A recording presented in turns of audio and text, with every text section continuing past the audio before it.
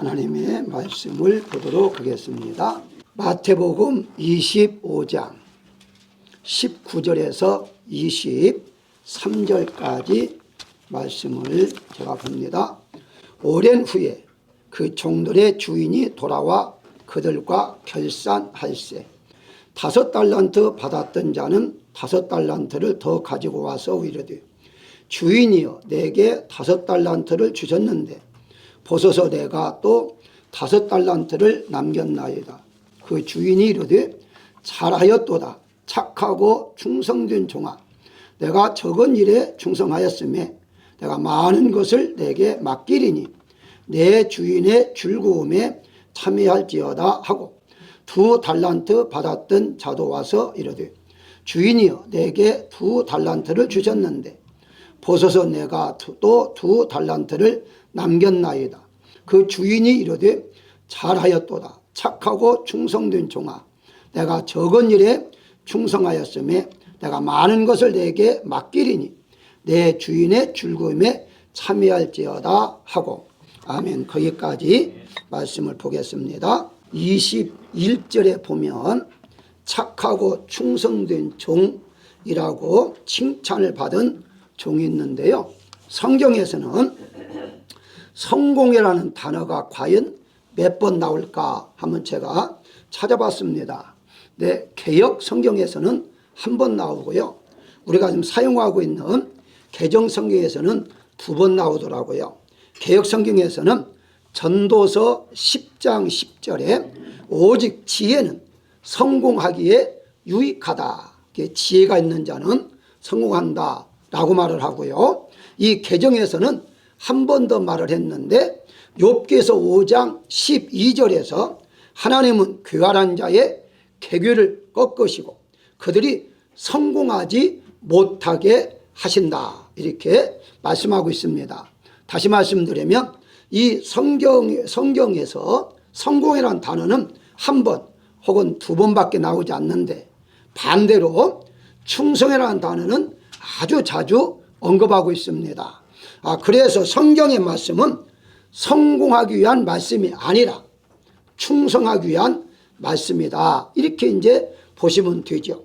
세상 사람들은 성공하기 위해서 얼마나 노력합니까? 그러다 보니까 때로는 자기의 성공을 위해서 신도 선택하고 하나님도 믿을 때가 있는데 성경은 성공이 중요하지 아니하고 하나님 앞에 충성하는 것이 중요하다 하는 걸 지금 알려주고 있죠. 왜 그럴까요? 하나님께 충성하면 오늘 본문에 다 나온 대로 더 많은 것으로 맡기기 때문에 결국은 성공하려면 어떻게 하느냐?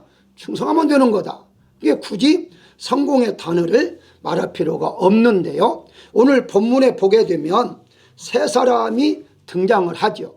근데 사실 따지고 보면요, 종의 모습을 4가지로 설명하고 있습니다. 무슨 말이냐면 우리가 흔히 여기 종에 대해서 하나님 26절에 보게 되면 악하고 게으른 종이라고 나와 있습니다. 악한 데다가 게으리까지 했다. 자, 이 사람 어떻습니까? 남에게 피해를 주는 종이죠. 그래서 다른 사람에게 피해를 주는 것이 악하고 게으른 종이고, 두 번째는요, 착하기는 한데 게으른 종이 있어요. 그 마음은 착한데 일은 이제 게으르게 하는 사람이 있겠죠. 이런 사람은 남에게는 피해는 주지 않지만 자기 자신에게는 열매가 없다, 이렇게 보시면 되겠고요. 세 번째는요, 악한데 반대로 악한데 부지런한 종이 있습니다. 그래서 이 부지런한 종은요, 자신에게는 많은 유익을 얻어요. 부지런하니까. 그런데 악하니까 다른 사람에게는 인정받지 못하는 그런 종이 되겠죠. 오늘 본문에 제가 여러분들에게 소개하고자 하는 것은 착하고 충성된 종, 이게 이제 4번째 제가 소개하고자 하는데요, 이 종은 다른 사람에게도 유익을 주고 나에게도 열매 맺는 사람이다. 그래서 이제 예수님께 비유로 말씀하시면서 착하고 충성된 종이되라, 이렇게 지금 말하고 있는 것입니다. 자, 그렇다면 착하고 충성된 종은 어떠한 사람이고 어떻게 생활하는 건가? 첫 번째 생각할 것은 착하고 충성된 사람은 주어진 인생으로 생활하는 사람이다, 이렇게 볼 수 있죠. 무슨 말인가? 주어진 인생? 다시 19절에 종들이 주인이 돌아와 그들과 결산할세라고 말합니다. 주인이 이제 청지기에 맡겨줬는데 언젠가는 돌아와서 잘했는가 결산할 때가 있다는 것인데요. 바로 이 종을 가리켜서 다른 데서는 청지기라 그렇게 번역하니까 종이나 청지기나 같습니다. 자, 그렇다면 주인의 것을 맡아서 관리하는 사람을 청지기라 그래요. 내 것이 아니다는 거죠. 세상에서는요 딱 두 종류만 산다고 그래요. 첫 번째 종류는 하나님 믿지 않고 자기가 주인으로서 살아가는 사람, 불신자죠. 한 사람은 하나님을 나의 주인으로 삼고서 살아가는 사람, 이 사람은 청지기의 인생으로 그렇게 말할 수가 있겠죠. 우리가 흔히 여러분들이 잘 아는 대로 과연 인생은 무엇인가, 여기에 대해서 연구하고 검토하고 하는 사람들이 대부분이 철학자들 아닙니까? 실존주의자라는 이제 사르트라는 사람은 여기에서 실존주의를 발전시켰는데요. 이 사람은 어떻게 말하느냐? 우리 모두는 그냥 태어났다는 거야. 그냥 태어났다. 물론 그렇죠. 자기 의사를 반영하지 않고 그냥 부모에서 태어났다는 거죠. 그런데 이 태어났다는 것을 뭐라 말하냐? 그냥 태어났기 때문에 던져진 존재라 이렇게 말하죠. 그러니까 던져진, 우리가 어떤 물건을 갖다 놓으면 이 물건 그냥 그대로 있는 것처럼 우리는 그냥 태어나서 그대로 살다가 그대로 죽는 거다. 그러면서 이 실존주의 철학자는 어떻게 말하느냐? 인간은 존재도 없고 태어날 이유도 없고 아무것도 없다는 거예요. 그냥 태어났다는 거예요. 그러니까 얼마나 불쌍합니까? 그래서 그냥 태어나 살다 보니까 재미가 없잖아요. 그러다 보니까 어떤 성공해야겠다, 잘 살아왔다, 인정해야겠다 하다 보니까 운명이라는 단어도 만들어지고 더 나아가 팔자라는 단어도 자꾸 만들어지는 거예요. 왜냐하면 어떻게 그냥 태어났겠는가? 뭔가 있지 않겠는가? 그런데 어떻습니까? 성경은 절대적으로 그냥 태어난 인간이 아니다는 것을 말씀하고 있는데요. 잠언서 16장 4절에 보게 되면 여호와께서 온갖 것을 그 쓰임에 합당하게 지으셨다라고 말합니다. 이 세상의 모든 피조물은 하나님의 필요한 대로 합당하게 꼭 필요한 데에 바로 쓰임받기 위해서 만드셨다, 창조하셨다라고 말을 해요. 바울은 에베소 1장 14절에서 우리를 창세전에 그리스도 안에서 택하셨다라고 말하고 있어요. 그냥 던져진 존재가 아니라는 거예요. 하나님이 계획 속에서 애정 가운데 속에 우리 땅에 보내주시고 하나님께서 섭리하시고 마지막까지 하나님께 인도하셨다가 천국으로 이끌기 위한 우리가 존재다, 이렇게 성경은 말하고 있습니다. 그래서 이사야서 44장 2절에 보게 되면 너를 만들고 너를 모태에서부터 지어낸 나 여호와라 라고 말하고 있어요. 하나님이 여러분들을 창조했다는 거예요. 하나님이 여러분을 이 세상에 보냈다는 거예요. 엄마 뱃속에서부터 만들어가는 것을 하나님이 하셨다고 성경은 분명히 말하고 있습니다. 그래서 우리는 이 세상에 태어난 것이 우연도 아니고 이름도 없이 던져져 버리는 그냥 태어난 인생이 아니라 바로 하나님께서 사명을 주어서 태어나게 하는 주어진 인생이다, 이렇게 말씀을 드릴 수가 있는데요. 주어진 인생이란 무엇인가? 바로 하나님이 우리를 이 세상에 보냈다는 거예요. 주어졌다는 거예요. 그러다 보니까 여러분들이 바로 오늘 본문 15절에 보게 되면 각각 그 재능대로 주고라고 말합니다. 각각 재능대로 주었다. 그럼 우리에게 무언가 하나님이 주시는 거예요. 이 세상에 보내주시고 그리고 이제 세상 살 수 있도록 재능도 주시고 물질도 주시고 자녀도 주시고 다 하나님이 주신 걸 가르쳐서 주어진 인생, 사명을 받은 인생, 이렇게 말할 수가 있는데요. 그렇게 보다 보면 바로 이 세상을 하나님 나에게 주시고 부모도 주신 것이고 주어진 것이죠. 재능도 주어진 것이고 한민감사교회도 하나님이 여러분들에게 주어진 것이다, 이렇게 보시면 됩니다. 결과서 하나님은 나를 중심하여 모든 것들 다 하나님이 나에게 주어진 거예요. 주신 거예요. 그러면 바로 이것을 성경이 어떻게 말하느냐? 선물이라, 은혜라, 그렇게 말합니다. 그래서 은혜라는 단어는 선물이라는 단어가 같이 사용을 해요. 왜냐하면 은혜가 선물이고 선물이 은혜니까. 그러니까 여러분들이 바로 이 지금 장소도 나를 위해서 예비해 놓으셨다 하는 것과 이제 누구를 위해서 예비해 놨는가 하는 것과 차이점이 엄청 많이 납니다. 나를 위해서 예비해 놨다 하면요, 너무너무 감사할 것만 많아요. 모든 것들이 다 감사하죠. 나의 형제도 나의 부모도 나의 자녀도 나를 위해서 하나님이 주어주셨구나 라고 할 때에 감사가 나올 수밖에 없다는 것이죠. 그래서 다윗은 이런 원리를 깨달았기 때문에 얼마나 많은 그런 핍박과 위험을 받았습니까? 근데 시편 71장 6절에 보게 되면 내가 모태에서부터 주를 의지하였으며 나의 어머니의 배에서부터 주께서 나를 선택하셨다라고 말하고 있어요. 무슨 말입니까? 나는 그냥 주어진 인생, 이렇게 던져진 인생이 아니야. 하나님 보내신 인생이야. 그렇다면 하나님 분명히 나를 목적 있게 사용하실 것 아닌가? 그렇다면 내가 목적 있게 사용하신다면 사울왕에게 내가 죽임을 당할 사람이 아니야 라는 것을 확신을 가졌기 때문에 이 어려움을 극복해 나가고 끝까지 견딤으로써 승리의 삶을 살 수가 있었다는 거예요. 따라서 여러분들 이 세상에 그냥 던져진 인생이 아니라 하나님의 사명을 주어서 보내준 인생이라는 것을 여러분들이 깨달으신다면 어떤 어려움도 잘 극복해 나갈 힘이 있을 것입니다. 왜냐하면 나는 그냥 태어난 사람이 아니야.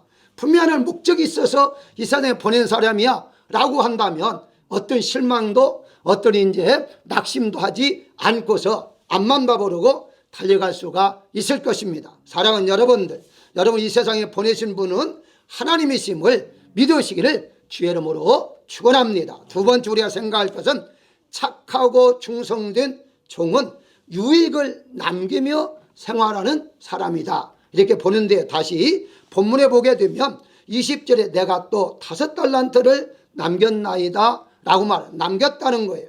자, 충성이란 무엇이죠? 한마디로 말하면요, 남기는 것이라고 저는 정의할 수 있어요. 아니, 충성이면 무조건 누구를 위해서 일하는 자를 충성이라고 하지 않느냐. 근데 일할 때에 결과가 있어야죠. 일할 때 결과가 없으면 그 사람은 사용합니까? 사용하지 않아요. 결과가 있을 때 사용하기 때문에 결과는 뭡니까? 남는 게 있어야죠. 그러니까 여기 1달란트는 남은 것이 없기 때문에 악하다고 하잖아요. 그런데 여기는 2달란트, 5달란트 남겼기 때문에 충성했다라고 말을 하죠. 그러니까 우리 인생은요, 남기는 인생을 살아가야 하는데 이것을 생산이라 말하고요. 거슬러 창세기로 올라가게 되면요, 하나님께서 가장 먼저 복을 주신 거 뭡니까? 생육하고 번성하라. 생육, 번성, 충만, 다 이것이 바로 오늘 말하는 남기는 일이죠. 뭔가 남기는 인생을 살아가야 하는데 남길 때에 보람이 있는 거죠. 여러분들이 예를 들어서 물질을 얼마 좀 가지고 있어요. 근데 더 자꾸 물질이 더해지면 좋지요. 아무리 많이 가진 사람들요, 더할 때는 좋아요. 근데 이 물질이 자꾸 없어지고 점점점 작아지잖아요. 좋을 사람은 없어요. 이 물질이 자꾸 없어지네. 기분 좋다. 이 사람은 어디 있습니까? 무언가 풍성할 때에, 무언가 만족하고 무언가 이제 많아질 때에 우리가 기분이 이렇게 좋은 것처럼 하나님이 이 세상 우리를 보낼 때에 남기라고 보내는 거죠. 그 남기라 보내는 것들이 여러 가지 많이 있습니다. 그래서 하나님의 종으로서 무언가 남기고 살이 하는데 갈라디아서 6장 7절에 보게 되면요, 사람이 무엇으로 심든지 그대로 거두리라 라고 말을 해요. 심은 종류에 따라 거두는 것이 자연의 법칙이죠. 이어서 보게 되면 성령을 심는 자라고 말하죠. 육체를 심는 자, 결과가 다르죠. 우리는 성령을 심는 자, 즉 하나님의 믿음을 우리에게 심음으로 말미암아 믿음의 열매를 남기고 우리는 가야 할 사람들이죠. 그러니까 육체를 심으면 썩을 것으로 이제 거두기 때문에 남는 게 없잖아요. 그리고 하나님 앞에 갈 수가 없는 거죠. 여러분, 이 세상에서 우리가 무엇을 남길 것인가 할 때에 여러분들의 하나님의 말씀을 통하여 믿음을 남길 것이고 또 이제 여러 가지 복음을 남길 것이고 항상 남기면서 살아야 한다는 것인데, 그러기서 어떻게 하면 됩니까? 심어야 한다는 거예요. 그리고 더 나아가서 많이 심어야 한다는 거예요. 바울이 이걸 깨달아서 고린도후서 9장 6절에 적게 심는 자는 적게 거두고 많이 심는 자는 많이 거둔다 라고 말하고 있어요. 이건 변할 수 없는 법칙이에요. 심으면 심은 대로 나게 돼 있어요. 많이 심으면 많이 나게 돼 있어요. 그러면 결국 무엇입니까? 10달란트 받은 자는 10달란트 남겼잖아요. 5달러 받은 자도 5달러 남겼잖아요. 배를 남겼죠. 자, 이것에서 남김이 있는데 왜 이렇게 남겨져야 하느냐라고 했을 때에 바로 하나님이 그렇게 원하시기 때문이다. 하나님 우리를 남기기 위해서 투자하신 분이죠. 어떻게 봅니까? 사실 여러분들 투자라는 말이 나왔기 때문에 투자라는 개념으로 한번 생각해 보십시다. 예수님께서요 십자가에 돌아가신 거 투자예요. 희생한 거예요. 왜 희생했느냐? 하늘의 밀이 땅에 떨어지면 많은 열매를 맺는다고 예수님이 직접 이제 말씀하셨잖아요. 자신을 가리켜 하신 거예요. 자신이 십자가에 돌아감으로 말미암아 많은 사람이 구원을 받을 것이다. 그러니까 투자를 함으로 많은 열매를 맺게 하신 것이죠. 그렇다면 우리 모두가 다 하나님 앞에 지금 열매를 거두가는 과정인데 우리도 그래서 투자를 해야 하는 거죠. 어떤 투자를 해야 할까요? 방금 말씀드린 대로 바로 이사야서 58장 9절에 보게 되면 내가 부를 때에 나 여호와가 응답하겠고 내가 부르짖을 때에 내가 여기 있다 하리라. 기도를 투자해요. 기도를 투자하게 되면 하나님 음성을 들어요. 응답받을 수 있다는 것이죠. 기도도 전혀 하지 않으면서 응답을 안 줬다 크니 뭐가 안 된다 크니 이렇게 말할 필요가 없는 거예요. 왜? 아니 이제 하나님께 구하지 않았는데 어떻게 하겠어요? 여러분 길가에 가면서요 지나가는 사람에게 뭐 헬로라든가 어쨌든 아는 사람의 이름을 부를 때에 쳐다보고 돌아보는 것이지 가만히 있는데 쳐다보는 사람은 없어요. 부를 때에 바라보는 것처럼 하나님을 부를 때에 부르짖을 때에 하나님이 여기 있다 라고 응답해 주시는 것이지 기도도 한마디 하지 않는데 왜 사업은 이렇게 안 될까? 왜 집안이 이렇게 어려울까? 이런 식으로 말한다면 하나님께 답답한 거죠. 투자를 하라는 거예요. 투자를 하게 될 때에 그때의 열매를 맺을 수가 있다는 것 아닙니까? 그래서 저는요 졸더라도 기도하라고 그래요. 이불 속에서라도 기도하라고 그래요. 왜? 조는 시간 빼고 졸지 않는 시간은 하나님이 기억할 것 아닙니까? 그런데 어떤 사람은 나는 기도하자마자 졸음이 와서 뭐 기도 못한다 그러는데 아니 졸음이 오기 전 1초라도 기도하세요. 졸음이 오면 자세요. 그것도 일어나면 또 기도하세요. 그러면 어쨌든 졸지 않는 때의 시간은 상달될 것 아닙니까? 미리미리 뭐 이래서 그러고 저래서 그러고 하나님은 다 내 사정 아시고 내가 기도하자는데 다 채워주시고 아이고 어떻게 그렇게 신학적으로 잘합니까? 성경에 절대 그렇게 말하지 않아요. 구하라고 그래요. 부르짖으라고 그래요. 부르짖지 않는데 어떻게 하나님께서 주시겠느냐라고 분명히 말씀하고 있어요. 심지 않는데 어떻게 걸을 수 있냐는 거죠. 그래서 여러분들은 투자를 해야 한다는 것인데요. 다시 한번 예를 한번 들어보겠습니다. 우리가 밀가루를 가지고서 집안에서 국수를 만들어 먹는다고 가정하십시다. 그러면요 밀가루를 반죽을 해가지고요 국수 틀에 넣을 때에 국수가 나오지 반죽가루 아주 잘 해놓고서 넣지 아니하면 국수가 나올 수가 없어요. 틀에 넣어야만 돼요. 이게 넣을 때에 국수가 나오는 것처럼 뭔가 할 때에 역사가 나타나는 것이지 아무것도 하지 않는데 어떤 역사가 나오겠어요. 어떤 사람은 그래요. 성경을 보려고도 참이 와서 뭐 몇 줄 못 읽는다. 열심히 해보세요. 그러면 하고 또 하고 하다 보면 나중에 눈이 번쩍 뜨일 때가 있어요. 그러니까 해보지도 않고 뭔가 미리미리 포기하지 말라라고 분명히 말하고 있어요. 다시 한번 보겠습니다. 여기에 말씀해 보게 되면은 21절에 충성하였도다. 그러므로 내가 내게 많은 것으로 맡기리니 라고 말을 해요. 더 많이 주겠다는 거예요. 그러니까 투자를 해보니까 투자했는데 장사를 잘하네? 그러면 더 투자하죠. 여러분 세상의 사업장도요 이 사업장이 크는 이유가 딴 게 아니에요. 그 사업이 잘 될 때에 사람들이 투자를 하잖아요. 주식을 사주잖아요. 만약에 안 되는 회사를 누가 주식을 사겠어요?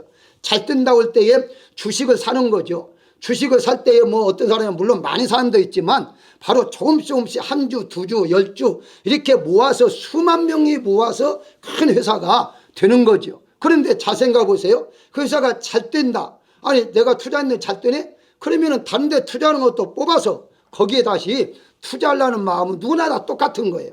하나님께서 여러분들에게 바로 투자를 하셨는데 여러분들 유익을 많이 남겼다. 그러면 더 투자하죠. 더 맡기죠. 더 하나님께 관심을 가지고 이렇게 맡겼더니 더 잘하네. 기도도 잘하고 말씀도 잘 배우고 모든 걸 참 잘하네. 신앙생활 잘하네. 그러면 여기에 말씀한 대로 더 맡긴다는 사실을 우리가 알아야 한다는 것이죠. 그런 의미에서 사랑하는 여러분들, 바로 우리가 하나님 앞에 충성하면서 유익을 남기는 생활하는 여러분들이 되시기를 주의 이름으로 축원합니다. 세 번째 생각할 것은요, 착하고 충성된 사람은 착하고 충성된 생활을 해야 돼요.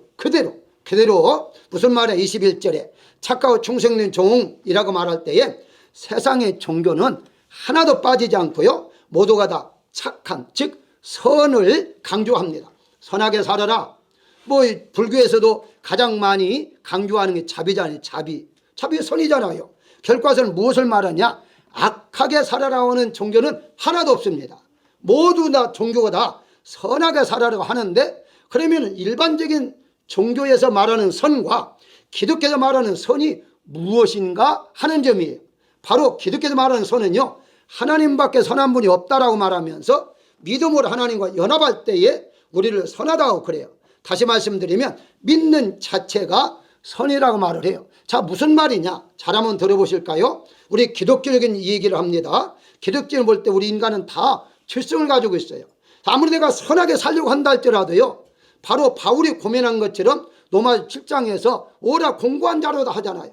도저히 해결 안 돼요. 내 속에 있는 악한 거, 죄, 이런 것도 해결할 수가 없어요. 그런데 예수님을 믿음으로 말미암아 성령에서 해결됐잖아요. 결과서는 세상 종교에서 아무리 선하게 사는다 할지라도요, 선하게 살 수가 없다는 거예요. 왜냐하면 그 선하게 살 수 있도록 하는 하나님의 성령의 역사가 없는데, 그러니까 금방 또 선하게 살아야 한다면서 악을 저지를 수밖에 없는데, 우리 기독교는 선한 분이 누구냐? 하나님이시기 때문에 하나님 직접 여러분들 마음속에 오셔서 착하게 하신다는 거예요. 착한 마음을 주신다는 거예요. 자, 그래서 여기에 보게 되면 착함이 먼저잖아요. 착하고 충성. 무슨 말이냐? 먼저 마음이 선한 마음을 가지고 충성을 할 때에 열매를 맺는 것이, 아름다운 열매 맺는 것이지, 아까 제가 서론적으로 소개한 것처럼 마음이 악한데 충성하게 된다면요, 사람들이 피해만 줘요. 마음이 악하면요, 아무리 충성한다 할지라도 의미가 없어요. 자기에게는 성공하다 유익이 있을 수 있지라도 사람들에게는 유익이 없다는 거예요. 그래서 착함과 충성은요, 바로 동전의 앞과 뒷면으로 여러분들이 생각하면 돼요. 뗄래야 뗄 수가 없는 거예요. 먼저 내가 선한 마음, 착한 마음을 가져야 해요. 그러기 위해서 우리가 예수님을 잘 믿어야 해요. 성령 충만 받아서 내가 변화를 받아야 해요. 변화받은 다음에 충성을 해야 해요. 그래서 제가 목회를 이렇게 하면서요, 느낀 게 있습니다. 성령 충만 받지 않고, 즉 변화받지 않고요, 교회에서 열심히 충성한 사람들 나중에 반드시 문제를 일으켜요.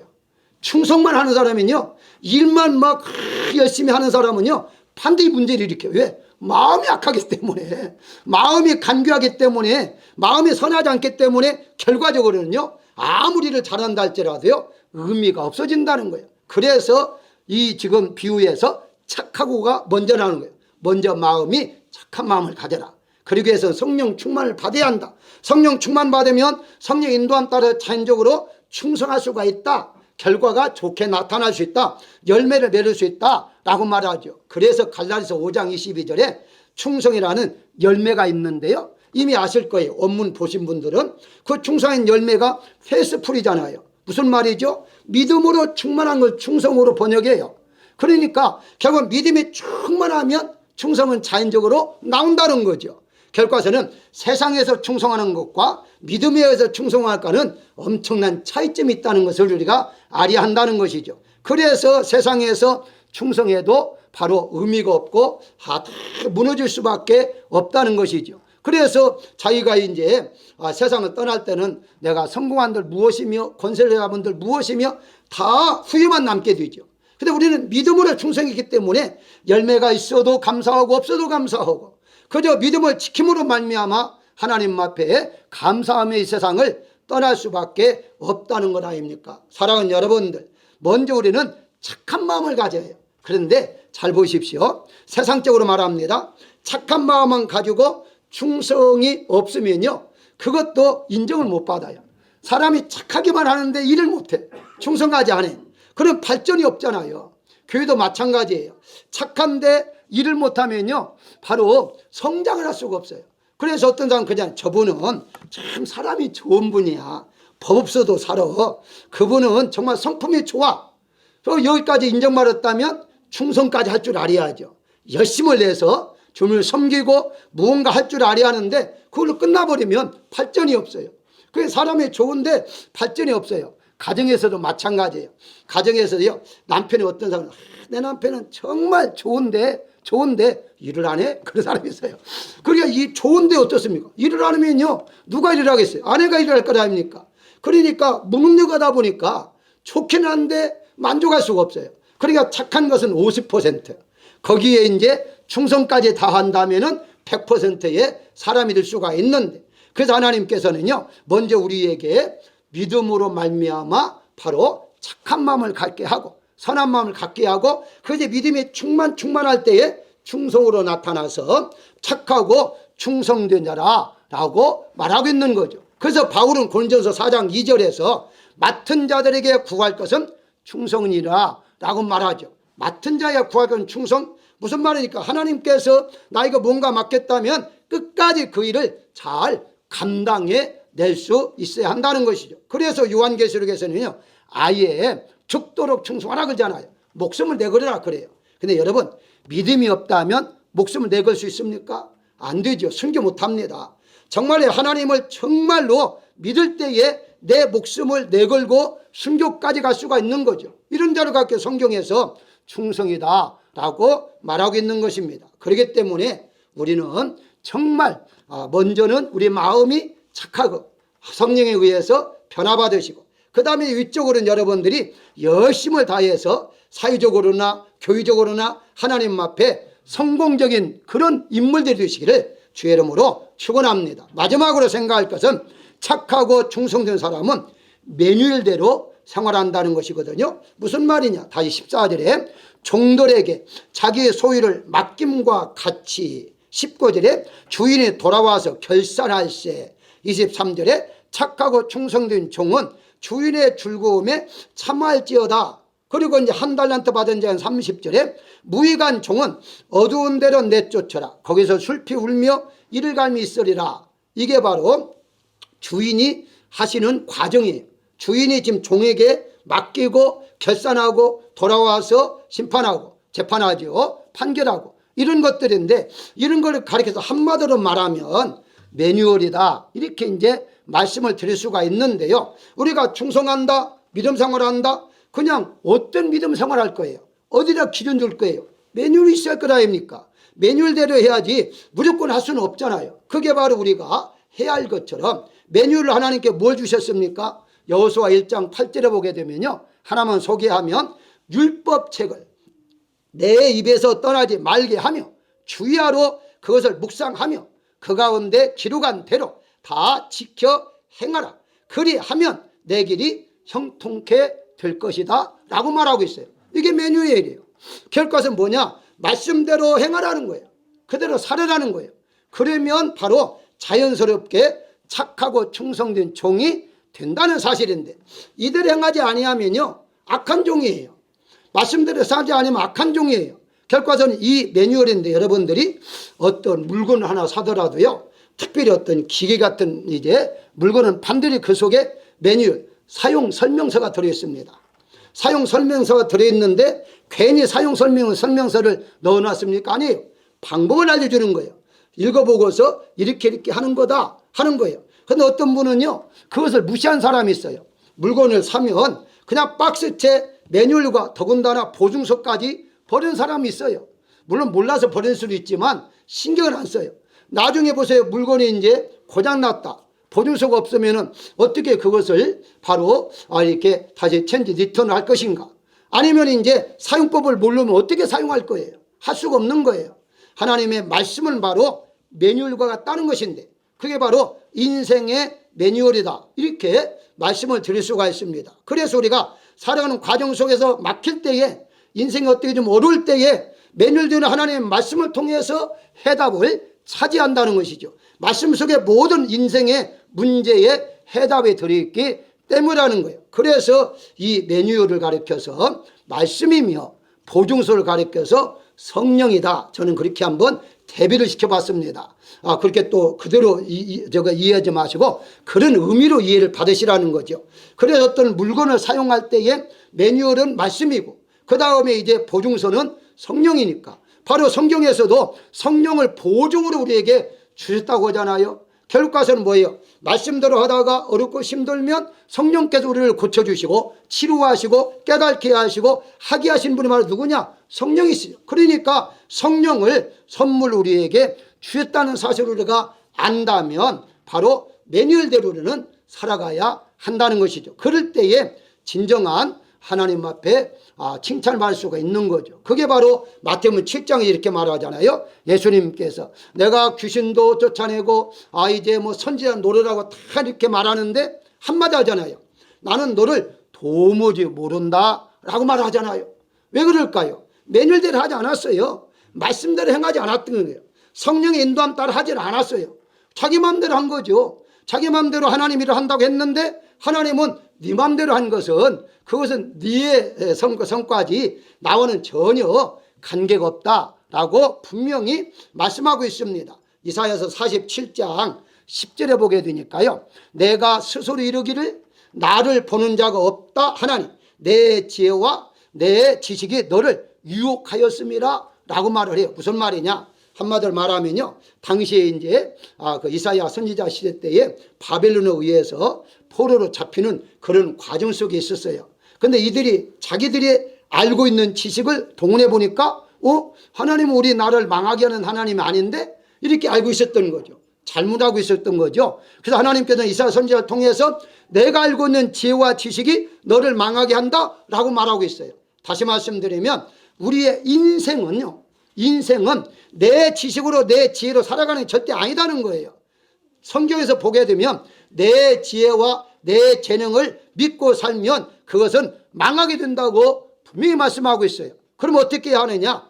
말씀대로 매뉴얼대로 우리가 살아갈 때에 하나님을 기쁘게 할 수가 있다는 사실을 우리가 알아야 한다는 것이죠. 결국 가서는 이사야서 47장 11절에 분명히 말을 해요.